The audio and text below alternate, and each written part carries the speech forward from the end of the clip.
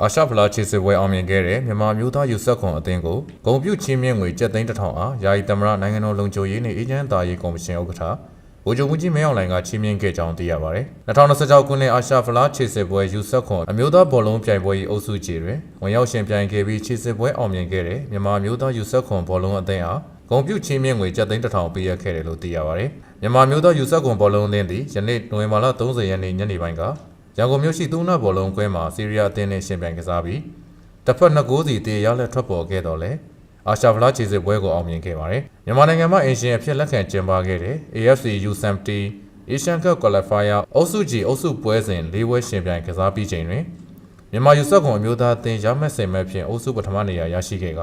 အာရှဖလားခြေစစ်ပွဲအားအောင်မြင်ခဲ့ပါတယ်။ AFC U70 Asian Cup Qualifier အုပ်စုကြီးတွင်